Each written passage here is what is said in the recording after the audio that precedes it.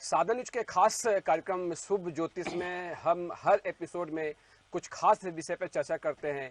और आज हमारा विषय काफ़ी खास है। विषय ये है कि कुंडली के जो दोष होते हैं उन दोषों से हम कैसे बचाव करें।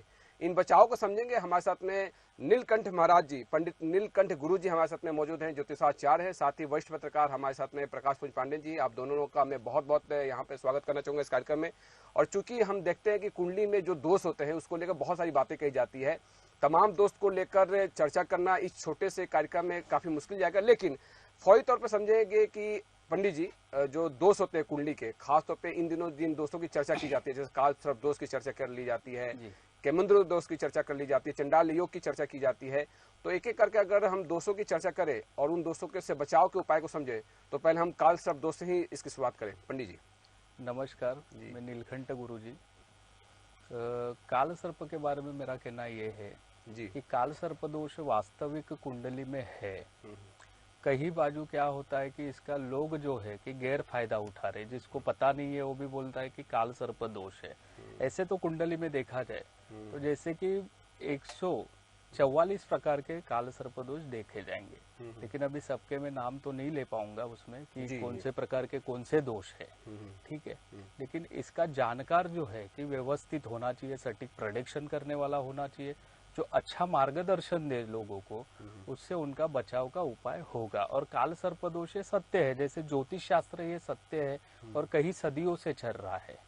इस युग में कई सदियों से चल रहा है, तो सर्प दोष भी है। लेकिन उसको समय के अनुसार क्या किए कि लोगों ने काल सर्प दोष बोल के, काल यानी कि क्या है कि काल यानी कि आकस्मिक हम कोई भी काल बोलते हैं तो काल से तो आदमी ऐसे ही डर जाता है, तो काल ये शब्द लगाने से लोग ज्यादा भयभीत हो गए उसमें है। लेकिन ये है सर्प श्राप बोलते इसे। सर्प श्राप होने से जैसे सागर मंथन पण हुआ था, तो बाजू देखिए सागर मंथन में ये आपको भी पता होगा कि जैसे अमृत कलश निकला था, अमृत कलश में से बहुत सी चीजें निकली, हीरे जवाहरात सर्व कुछ निकले, तो उसमें से नहु ग्रह भी थे। तो राहु और केतु, जैसे सुदर्शन चक्र चला तो उस समय में जो है कि राहु और केतु का एक बाजू मुंडी एक बाजू धड़ है, ठीक है। तो तब से ये राहु और केतु 12 घर होते कुंडली में, 7 घर छोड़ के होते हैं, ठीक है ना। तो ये राहु केतु जैसे 7 घर छोड़ के होते, तो 12 प्रकार के तो ऐसे बेसिक जो है कि कुंडली में काल सर्प दोष है। जैसे अनंत काल सर्प दोष है, वासुकी काल सर्प दोष है, पद्मनाथन काल सर्प दोष है, घातक काल सर्प दोष है, तटस्थ काल सर्प दोष है। ऐसे कई प्रकार के नाम है। अभी मैं इतना समय भी मतलब आपका भी लेकिन ये बचाव नहीं बचाव उपाय बचाव देखिए यही है कि जैसे कि इंसान उस समय में जो है कि यदि काल सर्प दोष है तो कहीं जाता है, कोई त्र्यंबकेश्वर जाता है, श्री कोई कालहस्ती जाता है, तो जाना वहां पे देखिए पूजन तो होता है, नहीं ऐसी कोई बात नहीं है। हर ब्राह्मण अपना पूजा पाठ वगैरह जो भी करना है, कर्म धर्म सर्व कुछ करता है, जजमान भी यथाशक्ति जाते, यथाशक्ति आते हैं। लेकिन इस चीज को इतना मतलब कई लोगों ने क्या किया है कि इसको जो है कि गलत राह दे दिया है। मतलब गलत राह इस प्रकार से दे दिया। अभी कुंडली में देखो, एक होता है अंशित काल सर्प दोष होता है, एक होता है बहुत कम लेवल का काल सर्प दोष होता है, और एक होता है कि बहुत बड़ा काल सर्प दोष होता है। तो इसमें भी दोष कई प्रकार के हैं। और नाम अभी जैसे चेंज हुआ है काल सर्प का, पहले कैंसर बीमारी तो आप अभी सुन रहे हो जी, इससे पहले भी सदियों पहले भी कुछ बीमारियां थी। अटैक लोगों को आता था, अभी तो अटैक समझ में आ गया कि अटैक हो गया, इनका हृदय रुक गया और ये इनका अंत हो गया। लेकिन ये बीमारियां पहले भी थी, बस अभी ये नाम चेंज कर गए।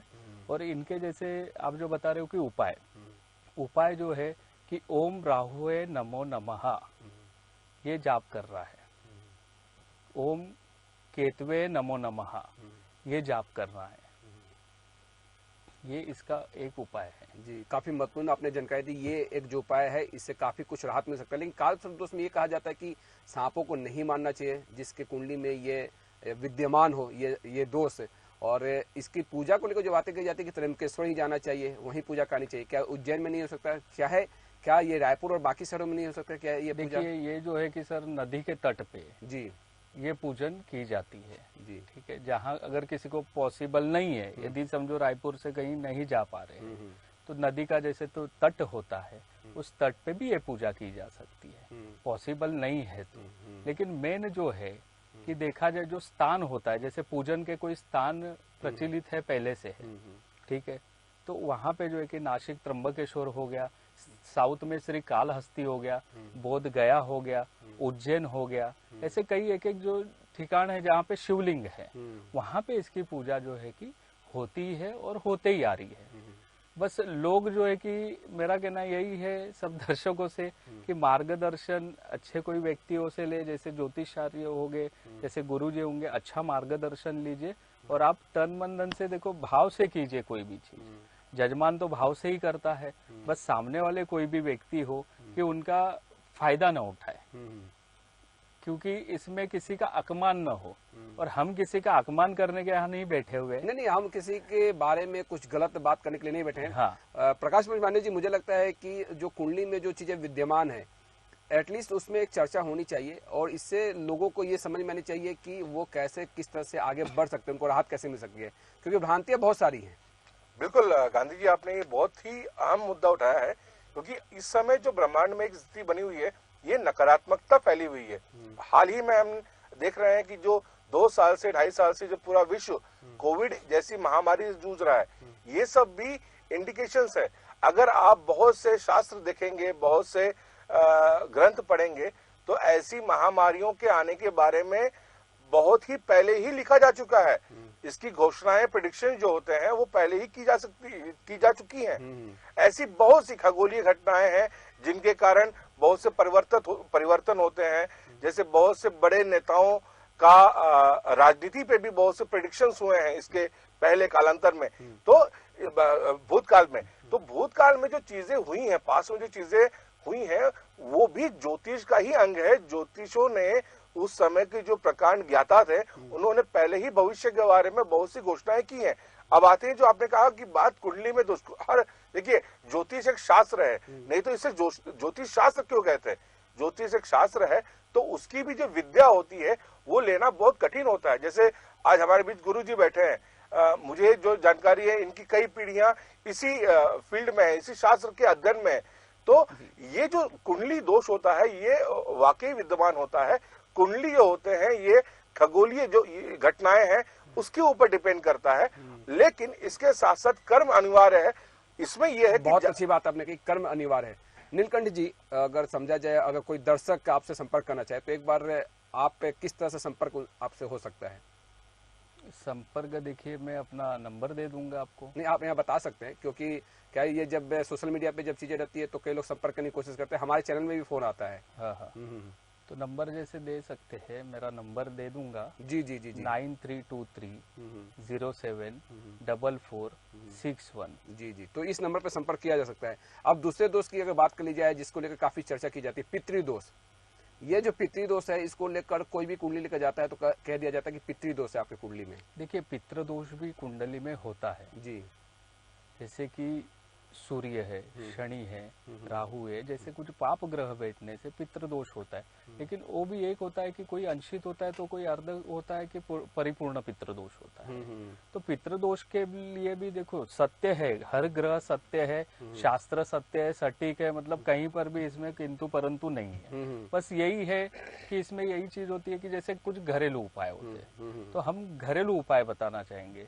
जैसे कि घर के अंदर हम किचन है, किचन में पानी की जैसे मटकी रखते हैं, वहाँ जो है कि चांदी का दिया लेना है और घी का जोत जलाना है। इससे भी पितृदोष का मोक्ष होता है। जी जी। यदि कोई जाके तर्पण नहीं कर पाता है, और कई लोगों को अपने पता भी नहीं होता है पीछे क्या हुआ है, कैसे हुआ है, तो ये काम करने से भी पितृदोष का कहीं ना कहीं कमतरता हो जाता है। जी जी। कहा यह जाता है कि इनके काम बनते नहीं है, बनते काम बिगड़ जाते हैं एट मोमेंट पे। क्या देखिए, कैसा होता है कि यदि कोई पितृदोष भी बहुत भारी है, अभी देखिए ये तो मैं आपको इतना नहीं डिटेल बता पाऊंगा यहाँ पे। यदि किसकी कुंडली है तो हम उसको देख सकते हैं, परख सकते हैं, परख के हम बोल सकते हैं। ये तो एक जनरली आपकी मेरी चर्चा चल रही है। जी जी। तो इस चर्चा में मैं दर्शकों को यही बताना चाहूंगा कि पितृदोष होने से क्या होता है कि कहीं ना कहीं अर्ध काम बनते, मतलब काम करते करते अपयश मिलता है। कई लोगों के परिवार में वाद विवाद होते हैं, सुख शांति का भंग हो जाता है, संतान होने में दिक्कतें हो जाती है। मतलब किसी को क्या होता है कि यदि काल सर्प दोष हो या पितृदोष हो, ये दोनों भी उसी प्रकार से है। जैसे कि पुत्र रत्न होने, लाभ होने में कहीं ना कहीं दिक्कतें आती है उन्हें, या उनके घर में जो है कि कन्या का ही कहीं ना कहीं जन्म होते रहता है। तो उसलिए जो है कि यदि कोई अच्छा ज्योतिष हो, जो गुरुजी हो, उनसे संपर्क करना चाहिए। संपर्क करके यदि उस कुंडली में कुछ दोष है, ये उनको परिपूर्ण खुद को भी जानना है। और मेन क्या होता है, देखो गुरु है, ज्योतिष है, ज्योतिष तो अपना काम करेंगे, सामने वाला भी ये जो भी हो, जजमान हो, उनको भी समझ के लेना जरूरी होता है उस समय में। जैसे हम यदि कोई आपको चीजें बता रहे हैं तो उस चीजों को आप भी ग्रहण अच्छे से करना चाहिए ताकि उसका आपको भी फल मिले।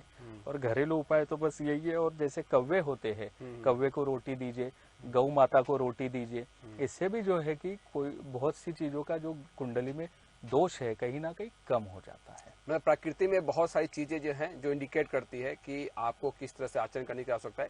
अगर वो आचरण करते हैं तो निश्चित तौर पर थोड़ा सा वो उसका असर कम हो सकता है। ऐसा नहीं कि पूरी तरह से कम हो जाए। मुझे लगता है कर्म तो मेन है। इंसान के जीवन में कर्म ही सबसे बड़ा जो है कि पुरुषार्थ है। नहीं, कई लोग किस्मत के भरोसे बैठे रहते हैं। नहीं, किस्मत के भरोसे पे तो बैठ के कोई उपयोग नहीं है ना सर। जी जी जी। किस्मत तो देखिए आपकी है। किस्मत तो ऐसे अगर हम देखे जाएंगे तो जैसे कि किस्मत और कर्म ये दोनों जुड़े हुए, लाभ शुभ जी जी भाग्य, ये हर कोई एक दूसरे से जुड़ा हुआ है। लेकिन जब तक इंसान अपना कर्म नहीं करेगा तब तक उसको फल नहीं मिलना है। क्योंकि हमने दोस्तों में ये देखा कि राहु केतु का काफी कुछ अहम रोल है। हाँ, और मुझे लगता है कि राहु से संबंधित एक चंडाल योग भी कहा जाता है। आप किसी गुरु और राहु का विप्र चांडाल दोष कहा जाता है। जी जी। तो ये क्या है कि साथ में बैठने से विप्र चांडाल दोष हो जाता है। तो विप्र देखो 12 घर है, प्रथम घर, द्वितीय घर, जिस घर में बैठता है वैसा उसको फल मिलता है।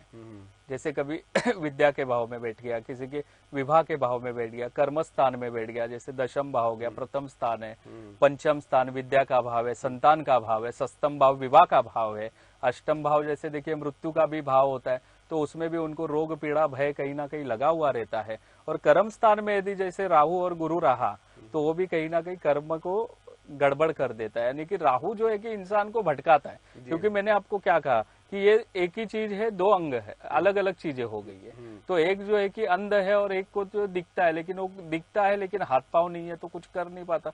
तो वो किसी के साथ भी बैठता है तो उसको जो है कि भयभीत कर देता है। जैसे 4 पाप ग्रह है, जैसे शनि हो गया, केतु हो गया, राहु हो गया, मंगल हो गया, ये 4 पाप ग्रह है। जैसे मंगल भी होता है, जैसे मांगलिक भी हो जाती है। मंगल दोष में भी आना चाह रहा था क्योंकि इसकी काफी चर्चा होती है। हाँ, विवाह में देरी होती है। ठीक है, लेकिन पहले चंडाल योग का उपाय आप बता दे तो फिर हम मंगल दोष पे चर्चा करेंगे। देखिए चांडाल योग का उपाय यही है, शिव मंदिर जाना है। शिव मंदिर में जैसे जल हो, दूध हो, इसका आपको अभिषेक करना है शिवलिंग पे।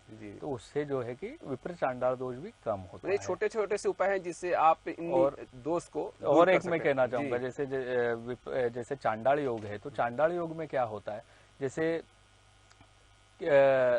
जो हमारे पास जैसे वर्कर होते हैं, काम करते हैं, जो हमारे नीचे कोई भी काम करते हैं, जैसे घर में ही देखा जाए, जैसे स्टाफ होता है, कोई काम करते हैं, तो उनको भी हम दान देने से भी ये राहु का कहीं ना कहीं विप्र चांडाल दोष में ये राहु का कहीं ना कहीं योग कम हो जाता है। मतलब तो क्या इनकी दृष्टि से भी असर पड़ता है कि एक साथ बैठेंगे ही तो चांडाल योग होगा, या दृष्टि से भी चांडाल योग बनता है?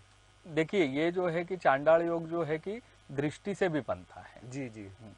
मतलब जैसे राहु के यदि दृष्टि भी पड़ती है, गुरु की भी वहां दृष्टि आती है, तो ये चांडाल दोष बनता है। जी जी। मंगल दोष पे बात करें क्योंकि इसमें काफी चर्चा होती है। वैवाहिक जिंदगी के लिए मंगल काफी महत्वपूर्ण रखता है।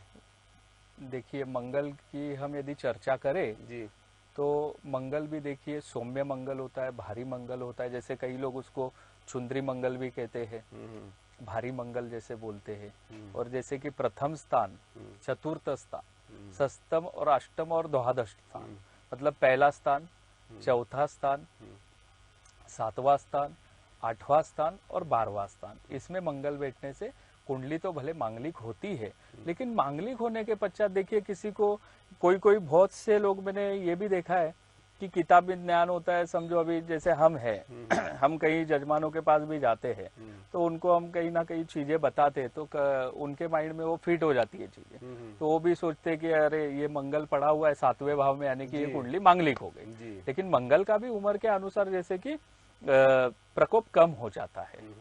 लेकिन ये नहीं है कि इस स्थान में मंगल होने से परिपूर्ण जातक मांगली हो गया, क्योंकि शुभ ग्रह की भी दृष्टि पड़ती है। तो शुभ ग्रह की दृष्टि पड़ने से मंगल का भी निष्कर्ष हो जाता है। और मंगल के भी देखिए, मैं आपको कुछ उपाय बताना चाहूंगा। अभी बहुत से उपाय ऐसे होते हैं, विघ्न तो आते हैं, ये सत्य है, क्योंकि सटीक है, कोई भी चीज यहाँ पे मिथ्य नहीं है, हर चीज सटीक है। तो मंगल जो है कि कहीं ना कहीं किसी के कुंडली में है तो उसमें विवाह तो होता है, लेकिन उनका जीवन जो है कहीं ना कहीं दुखमय हो जाता है। कहीं ना कहीं जीवन साथी व्यवस्थित न मिलने से वादी वाद भी होते हैं, घर के अंदर क्लैश हो जाते, मतलब कहीं ना कहीं रिश्ते भी टूट जाते हैं, यहाँ तक की नौबत आती है। ये तो जनरली आपको भी पता ही होगा कि कई रिश्ते टूट भी जाते हैं। तो उसमें ये नहीं है कि हम कहेंगे कि मंगल ही मेन है, मंगल ही है, ये जरूरी नहीं है। उपाय पर चर्चा कर ले तो देखिए, उपाय के लिए मंगल का जैसे योगदान है, उपाय में जैसे 2 उपाय मैं आपको बताऊंगा। जैसे कि मेन तो है कि गणेश जी का पूजन कीजिए आप। पीपल का वृक्ष है, पीपल के वृक्ष को जो है कि रोज हाथ जोड़िएगा। और कुंभ विवाह होता है इसमें, यदि भारी मंगल है तो कुंभ विवाह का विधि करवा लीजिएगा। कोई भी आसपास में जैसे ब्राह्मण हो, गुरुजी हो, उनसे आप संपर्क करके कुंभ विवाह का पूजन कर लीजिएगा।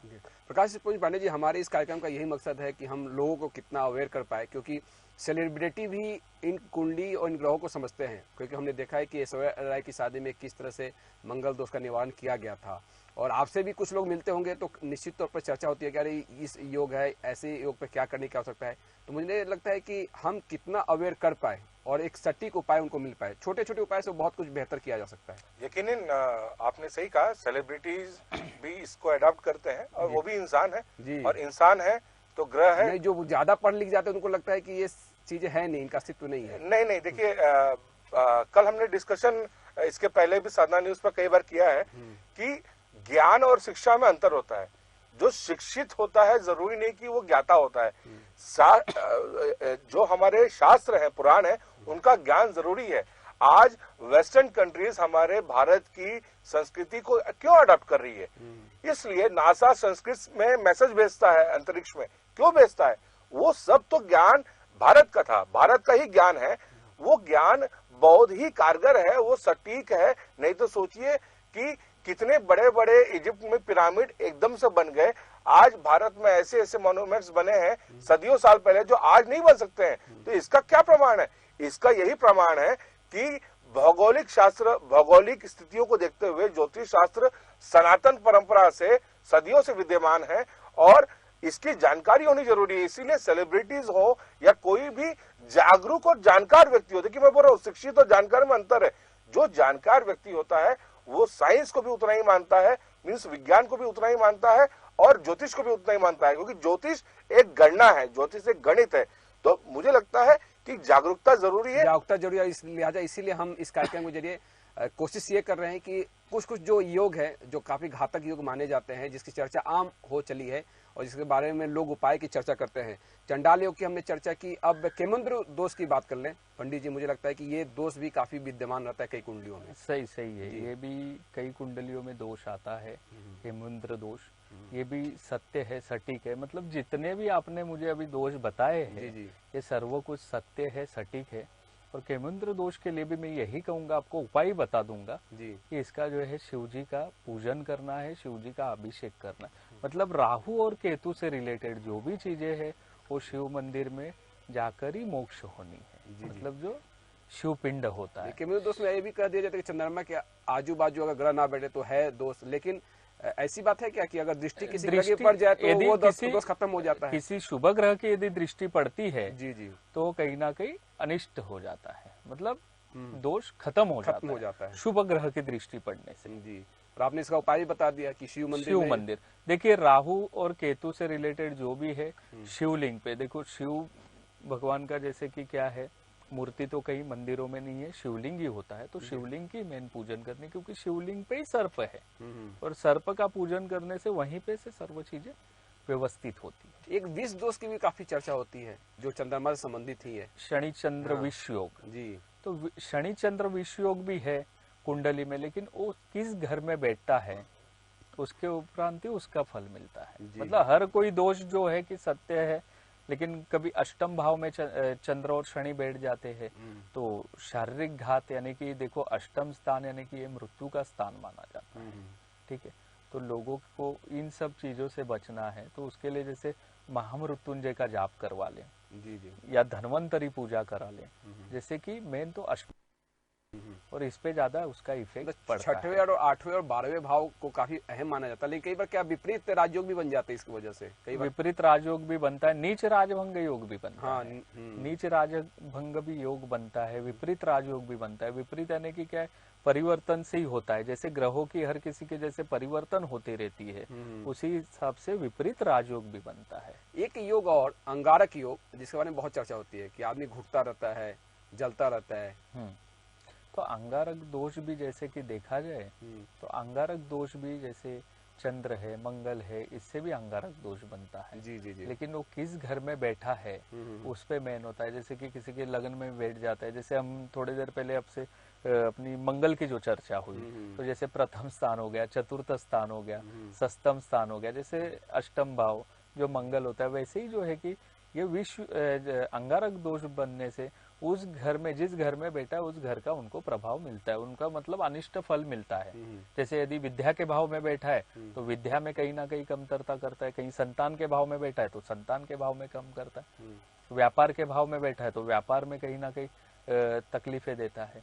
यदि इंसान कमा तो लेता ही है लेकिन मन में शांति नहीं रहती है। एक दरिद्र योग की भी चर्चा की जाती है कि पैसा बहुत आता है लेकिन रुकता नहीं, चला जाता है। देखिए वो तो है जैसे कि भाग्य स्थान, ठीक है, जैसे लग्न से नवम भाव भी है जो भाग्य स्थान है, लाभ स्थान में, इसमें यदि कोई पाप ग्रह बैठने से फिर वो जो है कि लक्ष्मी अपने से नष्ट होती है। कमा तो लेते हैं लेकिन हाथ में चंचल रहती है लक्ष्मी, और लक्ष्मी तो देखो एक माया है साहब, आना है जाना है, ठीक है ना, ये स्थिर रहेगी नहीं किसी के पास। ये तो एक चीज है कि लोगों में कितना भी उपाय करके कुछ, देखिए उपाय करना है तो इसमें जैसे कि माँ लक्ष्मी के घर के अंदर जैसे पूजन करे, एक चांदी का सिक्का ले, महालक्ष्मी का पूजन वगैरह करके अपने अलमारी में रख दीजिए, यानी कि तिजोरी में रख दीजिएगा, तो उसमें क्या होगा कि कहीं ना कहीं लक्ष्मी का प्रकोप आपके घर पर मतलब बनता रहेगा। कार्यक्रम में चलते चलते पंडित जी कुछ अहम बात इन योगों से संबंधित जो दर्शकों को काफी एक मतलब एक होता है सटीक उपाय, एक जिस्ट जो आप देना चाहें हमारे दर्शकों को।